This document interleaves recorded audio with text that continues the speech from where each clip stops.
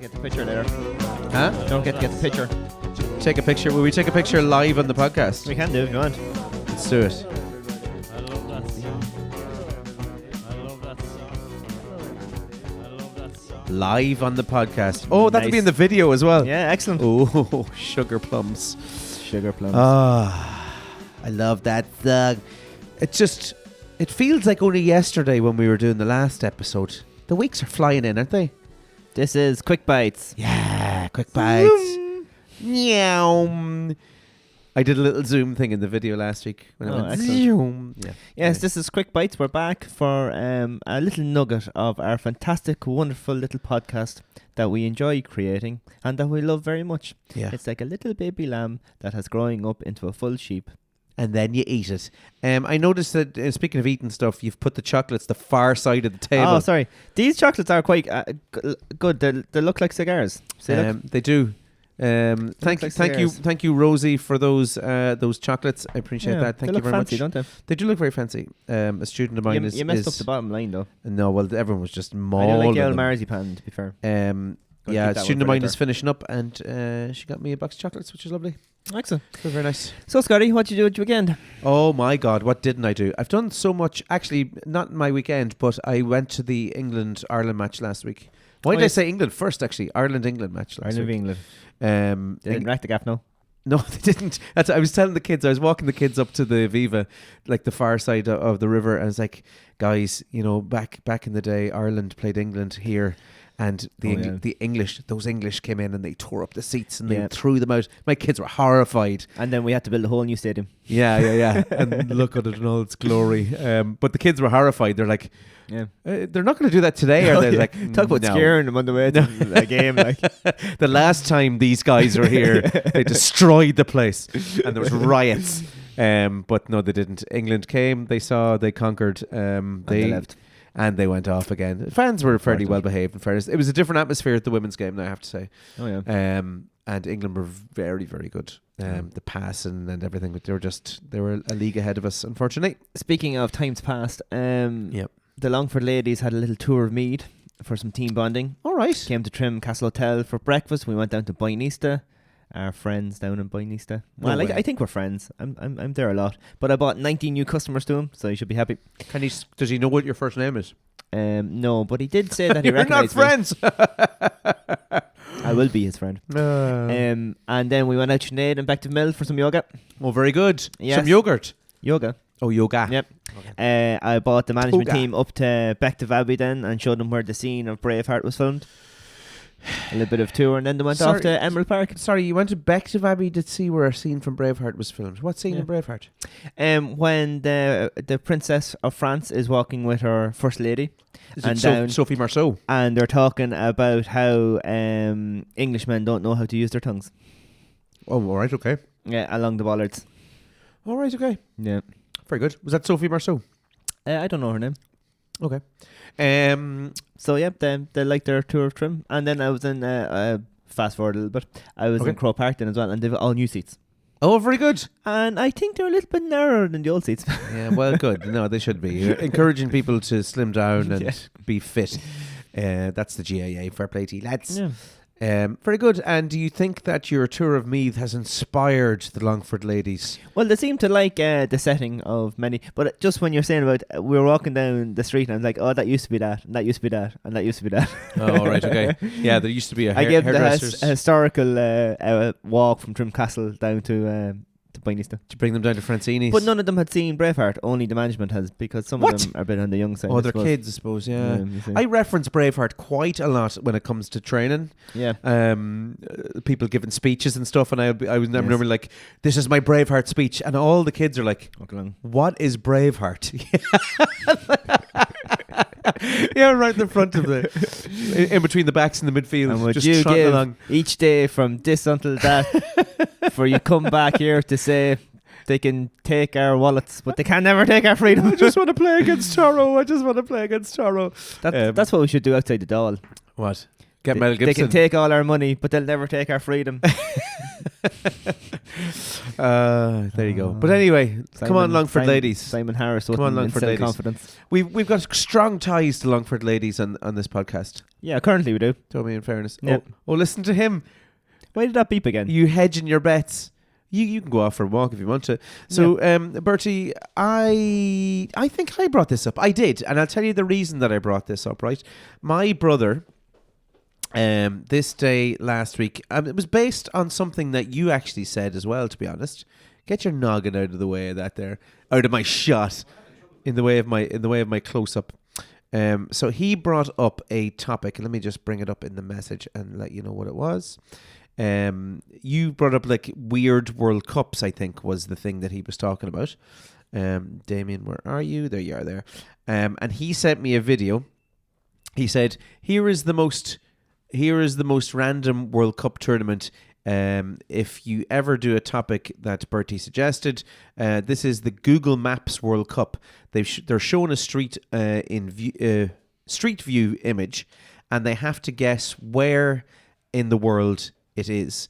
So basically, what happens is just a random Google Street View little pin is thrown up, and then these people have to try and guess where in the world. From the context, they'll look at, say, the grass that's around, or the rubble, or they'll look up to the sky, and they'll look at the different scenery, and they have to try and figure out where in the world, and they'll just take a random guess. And then the two guys will compete against each other, and they'll give the closest by, say, miles or kilometers gets the points or whatever, and then they have to like go against each other. So this in turn gave us the topic that we have for today's podcast, which is weird competitions and weird World Cups. And I looked up our friends at, I think I'm okay in calling them our friends. I don't know if they will appreciate me doing that or not. Let me see if I can find the link. But our friends at How Stuff or How Stuff Works. Did you ever hear of the podcast Stuff You Should Know, Bertie? No, never heard of it? So Stuff You Should Know, if you're not listening to our podcast, Stuff You Should Know is another excellent podcast about random stuff. I love random stuff. Yeah, me too. But they gave us the information that I have for our podcast today. So it's 12 of the world's craziest competitions that people actually sign up for. So I'll give you one. You've got a few there, do you, as well? Yeah, well, I mentioned this topic after seeing the slapping World Cup. Yeah, it's so stupid that, isn't it? Yeah, ridiculous. And literally, and this is for males and females. Yeah, and the lady's face was so badly swollen. Oh, it's ridiculous. And she was still standing there, and it's basically you stand face to face and you slap each other. It's stupid. And then I seen another one, and your man got slapped into the middle of next week. He didn't know where the fuck he was. Did you not I've not seen the documentaries and the images of people getting slapped in the head and their brain within this slapping to the back of their head, it's slapping against the front. It's like a bobblehead. Because the reason that happens is the human brain doesn't have any shock absorbers. So there's nothing between your skull and your brain, and that's why you get knocked about. Where when you look at the woodpecker, the woodpecker actually evolved, I think, or was made or whatever by, I don't know, God. And it has little like shock absorbers between its brain and its skull, so it doesn't get brain damage when it's constantly like woodpecking. Yeah. But the humans don't have that. No. So basically, it's like if you think of a jar full of water and you put an egg in, that is like your brain, and you shake that, and then the egg hits the side. Violently shake it. Yeah, it's stupid. Anyway, my first one from howstuffworks.com. You just went off on a Billy Connolly tangent. My first one is the Worm Charming Championships.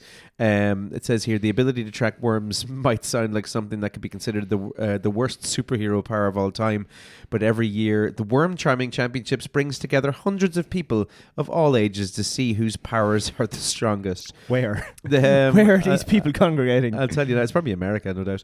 The competition lasts 30 minutes, and the contestants use whatever techniques they can think of, including poking the ground with pitchforks, playing the bongos to raise as many worms. Oh, okay. So they have to raise the worms out of the ground. I was thinking there was a load of worms, and you have to try and convince them to come across the finish line. Come to me. The first Worm Charming Championship was held in 1980, but it's since grown to become quite the celebrated sport in some parts. The current world record was set by 10-year-old girl who managed to raise an incredible 567 worms in 2009. What'd she do? Set off a fucking nuclear bomb or something? Dynamite! You not like just put salt in the ground? No, that would kill them instantly, pretty much. Or is that slugs? That's slugs. That's slugs. Salt like brings them up to the surface. Does it actually? I don't know. Do they like salt? Nile fish and chips for them. Right, Bertie, give me one of yours there. Have you ever seen where they throw the big wheel of cheese down the hill and you have to run after it? That was the first one that came to my mind. And like people have broken their legs and everything over them. Oh yeah, in bad way. Then there is the wife carrying competition. What's that first one called? Give it its proper title. What one? Give me my proper title, you little bollocks. Oh, I don't know. That's not on the list. I just remember that. Oh, one. right, okay, yeah, the wheel of cheese one. I don't know. It's not there. No, it's okay. It's not there. Give me the wife carrying one. Yeah.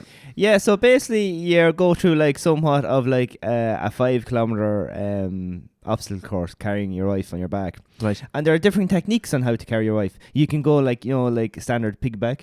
Yeah. Or they can go like upside down piggyback. Right. Or you can go do a fireman's carry. What? A fireman's carry. Oh, you said fireman's carry. All right. Yeah. Sorry. So there's lots of different ways to do it. But yeah, that's basically it. So you're holding on and they're running through all different obstacles. Do you know what the version of doping is for that tournament? It's like if some lad actually isn't married to someone, his wife's at home, right. she's a big fat joke, and then there's some little skinny girl that he's There'll be grabbed. something She like is that my wife. I swear she is my wife. at the haymaking, isn't there? Where you do like a little obstacle course with your spouse and stuff. I don't know. I'm not sure. But you don't one this on top of the other. International Birdman. I have no idea what this is. Right, go on. To be a bird for nearly forever, humankind has evolved its wings. What's this? Right. Oh, you have to. Sorry. You read that and then come back to me and I'll tell you what my No, is. you just basically it's like the Red Bull soapbox derby. You have to basically try and fly with wings. Okay, that's stupid. Okay. Okay, let me give me one. You stop hogging.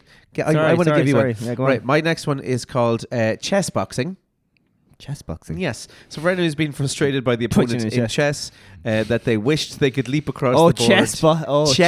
I thought you meant chest. This might appeal to you. So chess boxing is a hybrid fighting sport where opponents alternate between rounds spent playing chess and boxing. Though it was originally conceived by a Dutch artist who intended it to be a performance art piece, it quickly grew into a fully fledged competitive sport, complete with announcers, commentators, ring girls, and even affiliation with a major television sport network like ESPN. So they do a round of chess, and then the next round is them boxing the shit out of each other. It actually sounds deadly. Oh, so it's not like you can take While- a pawn, and if I take a pawn, I get get a box in the face. No. That sounds class. So chess boxing actually sounds brilliant. Now, you've often heard of thumb wrestling. Yes, I have, yeah. So you can do the thumb thing, and you also have toe wrestling. Toe wrestling? There is a toe wrestling world championship. Right, okay. There you go. Oh, God, okay, that's it. Oh. No details around it. Oh no, combining elements of arm wrestling and thumb wrestling and applying them to feet. Toe wrestling sees two contestants lock toes in an attempt to pin the other's foot down. Sounds like a fetish. That's unbelievable. People are nuts, aren't they? I'll give you another good one here. The World Sauna Championships. Staying in a sauna? Yeah. Or lifting a sauna? So you should. So this is based. In what country do you think it's based in? Sweden. Finland. You're close. Oh. Very, very close. I was up there. In the general direction. Yeah. The Norst. Yeah, Norst. Nordic. Like to sauna. Oh, yeah. Sauna. So the competition lasts for 2 days, divided into 5 rounds for men and 3 rounds for women. That's sexist.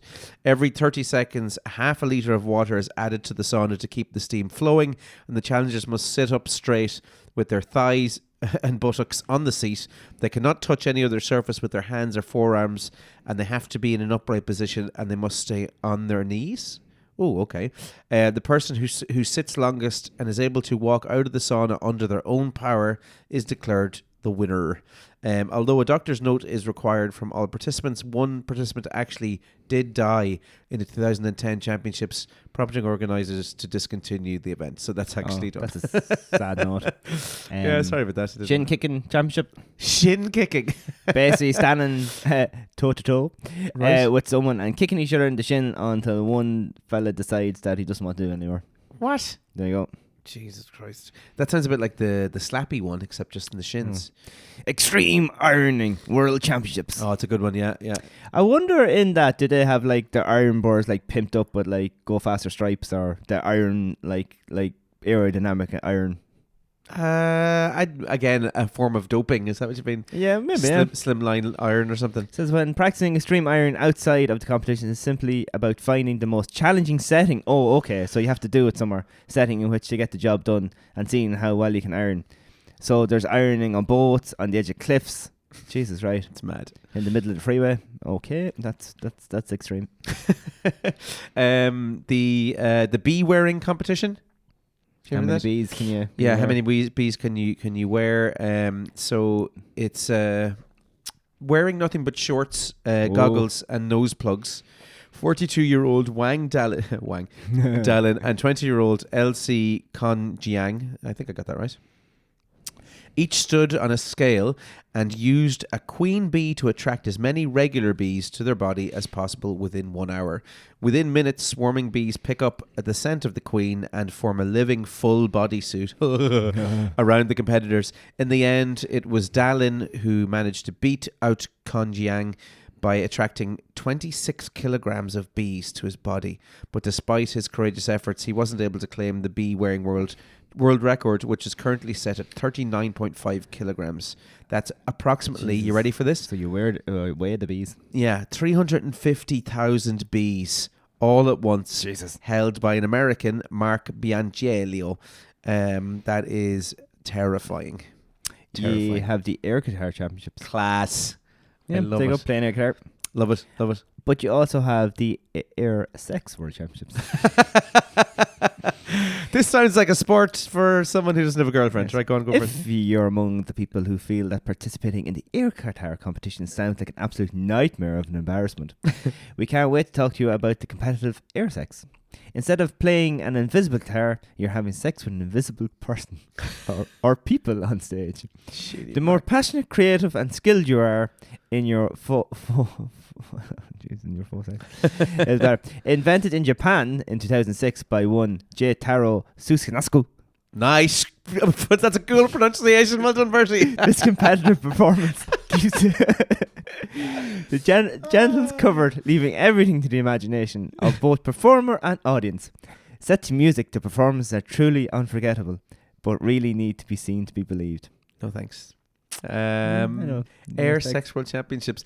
Well, look, I think that's an absolutely wonderful place to end our quick bites today. Yes, with the Air Sex World Championships. quick bites. Thank you, Bertie, for bringing up that topic, Yes. and thank you, Damien, for following up with that. Lovely. With that nice bit of correspondence and giving us a lovely little topic today on Quick Bites. Quick bites. Quick Bites. Over and out.